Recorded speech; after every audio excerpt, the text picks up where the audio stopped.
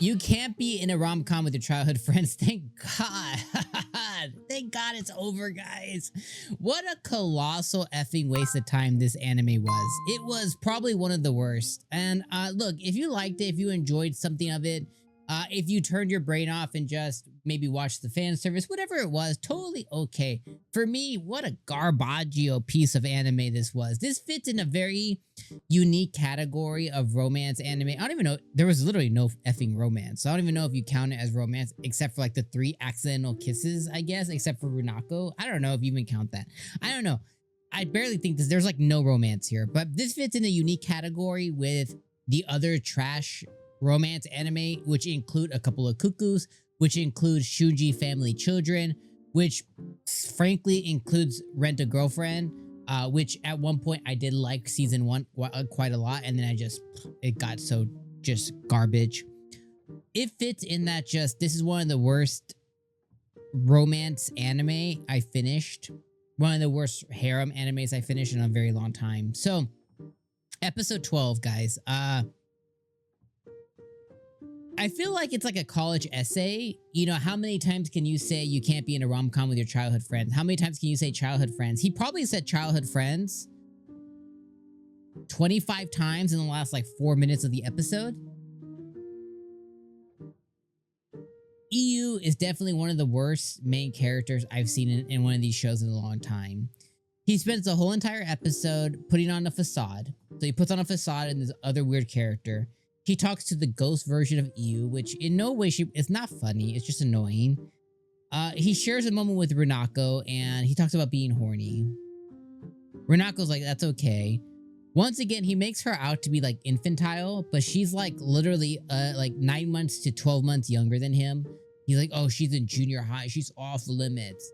He's like a freshman in high school. Like they're literally like a year apart. If even. They're probably like I think they're 9 months apart in like physical age, but they're just 1 grade apart.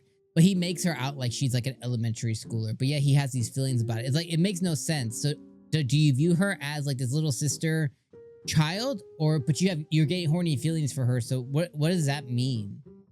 You know, you don't get horny feelings for like a child, right? Like, so I don't know. It's so effing weird.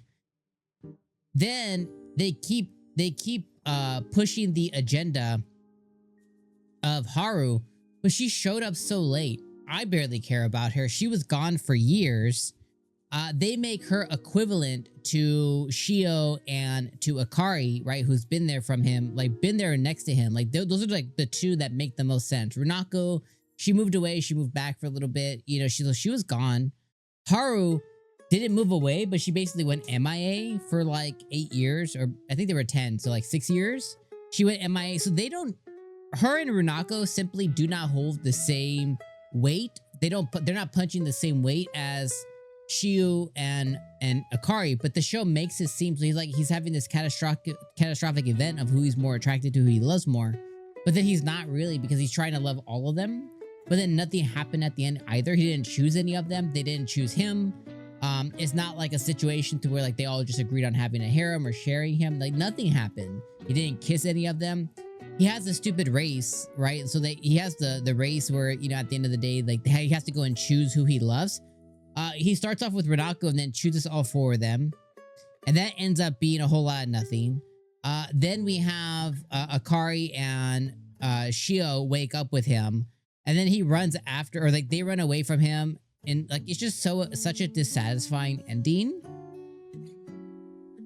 Like, I don't even know. Like, what is this? What's the point of any of this? It's not funny. Like, I probably laughed. If I laughed a dozen times if I laughed once an episode, I would be, I'd be legitimately surprised if I laughed 1 time per episode. But like, It's not funny. There's no romance. He didn't choose any of the 4 girls. He had a moment where I guess he accidentally kissed Akari kind of this episode. He was gross, ew. I don't know. Like, it's just so bad. So this episode to me was a 5 out of 10. I think the show's a 5 out of 10. I think it's one of the worst ones I finished in a very long time. It felt pointless. Pointless, empty, waste of time, no romanticness, no sexual tension. Fan service, I guess, you know, because they like putting them in the tub a lot. There was fan service, but fan service clearly isn't enough to elevate a show. Main character was awful. I really don't know, guys. Like, I don't know. Let me know your guys' feelings in the comments below. Thank God. Thank God it's over. We're done with this one. We're going to move on to spring anime. Spring anime looks a lot better. So I'm excited to share that with you guys. But man, yeah, this was just a stinker. This was a stinker. Ugh.